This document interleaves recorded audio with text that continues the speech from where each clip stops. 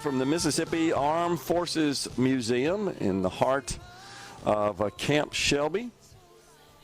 Joining us now, Major Mickey Lyons.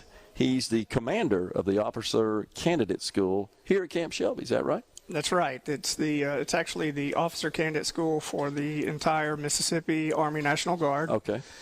We conduct our training here at Camp Shelby as part of the 154th Regional Training Institute. Okay. Give us an update on that, if you would, Major. So we are forming up our 66th OCS class currently. We have about 15 officer candidates who are preparing to go to Phase 1, which is conducted at Fort McClellan, Alabama.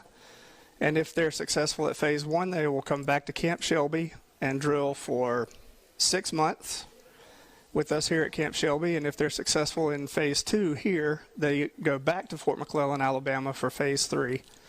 And if they succeed in all 3 phases, they graduate to become second lieutenants in the United States Army. Wow. How long does it take? How long is the training?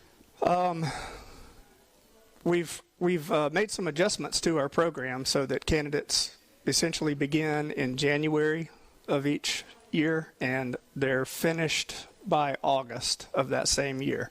And then after they've finished OCS and are commissioned as second lieutenants, they attend their basic officer leadership course for whatever branch they choose. For example, if they choose the infantry branch, they go off to infantry school for, it could be 5 to 6 months. So it's a fairly lengthy training process, which is to be expected of second lieutenants in the United States Army, because ultimately many of them will go on to become platoon leaders of American soldiers. So we want highly qualified, highly proficient individuals leading those soldiers. So once they graduate, Major, do they then receive orders and they figure out where they're going to be shipped to?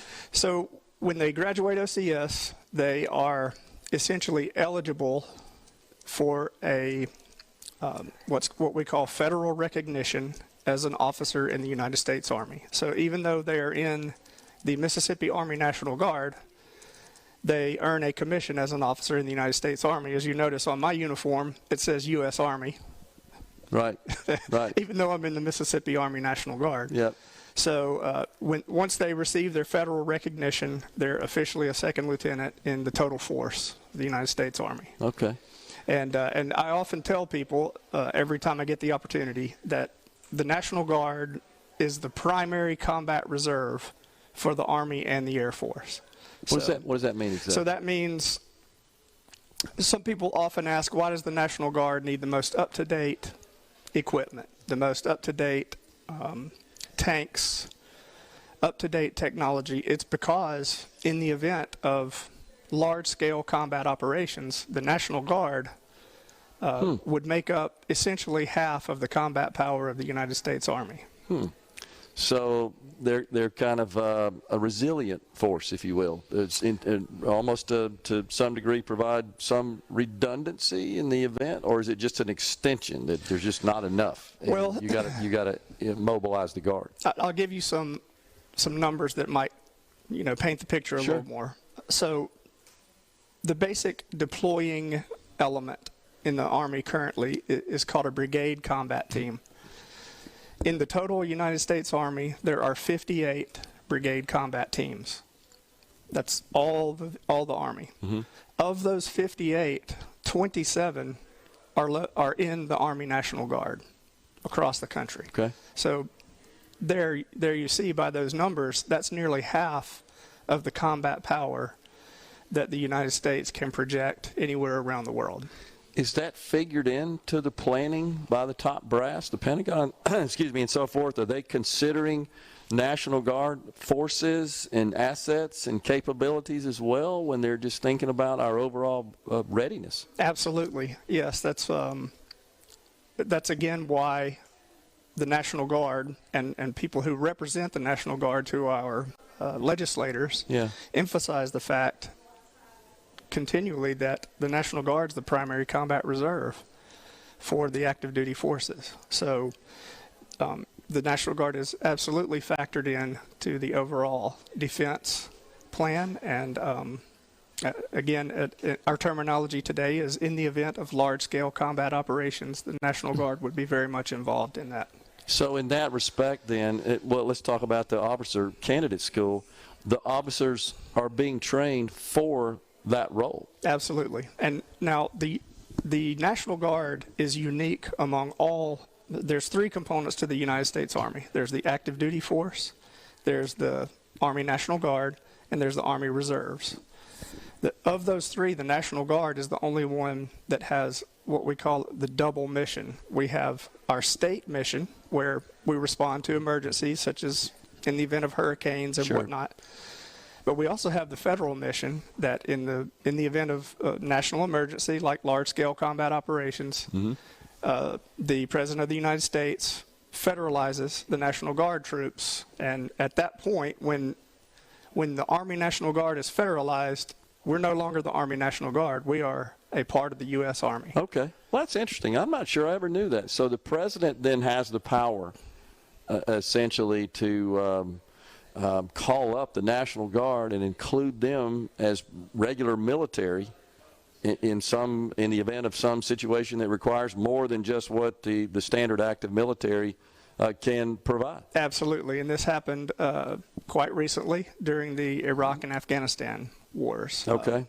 And Camp Shelby at that time I do remember was a mobilization center primarily for National Guard troops who had been mobilized, called to active duty. They trained here at Camp Shelby prior to deploying overseas, either to Iraq or Afghanistan. And that was true with the Air Force, the Airmen as well, was it not? It is. With the National Guard. That's right. Yeah. The technical terms is when you're National Guard, you're Title 32, okay, which means you're under control of the state governor. And then Title 10 is when you are called to federal service and on active duty. Okay. So obviously those who sign up to be part of the National Guard, they understand this. They know this is a possibility. That's right.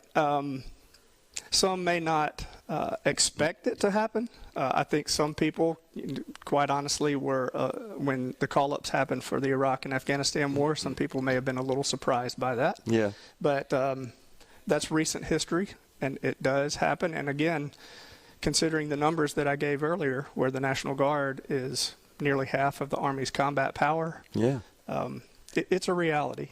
And that's why we train. We train knowing that it can happen, and readiness is what it's all about, because we can't assume that we'll have extended training periods. We have to stay ready at all times.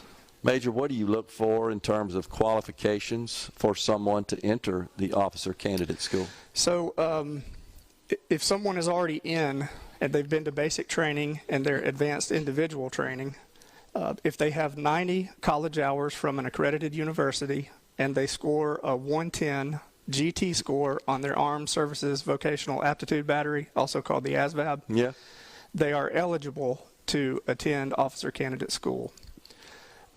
They also have to have a letter of recommendation from their commander where they have shown leadership potential and the desire to push themselves a little harder than what the average soldier might have to do. There's also a program called the 09 Sierra program where a citizen who has a bachelor's degree who wants to become an officer, they can sign up, they go to basic training, and instead of going to an advanced individual training, they go straight into OCS from basic training.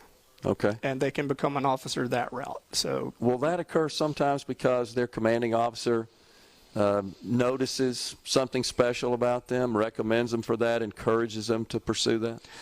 Many soldiers, they really haven't thought about it until one of their superiors, a commanding officer or a higher ranking non-commissioned officer, says, hey, have you considered going to officer candidate school? I think you could do well in that. And a lot of people do end up in our program that way. We got just a few seconds left. How has it changed through the years? Really, officer candidate school has been fairly consistent through the years. Anyone that you talk to who has been through the program here at Camp Shelby will kind of grin a little bit and talk about the grueling physical aspects of it, and they look back fondly on that. But it is academically and physically rigorous, and it should be. By design. Exactly. Yeah. That's what we want. The point is the model works. It works. A lot of those principles still apply today. And we have to push them to find out if they have the gravel in their gut to lead soldiers. Major, thanks for coming on and telling us about the Officer Candidate School. We've been talking to Major Mickey Lyons, and he is the commander of the Officer Candidate School here at Camp Shelby. We're at the Mississippi Armed Forces Museum. Thanks for coming on. Thanks for your service, Major. Thanks for having me. Yes, sir. We'll step aside for a break right here. When we come back, we've got Paula Carruth. She's a Gold Star mother of Marine Lance Corporal Casey Casanova, the first female Marine killed in action during the global war on terrorism. Stay with us for that. We're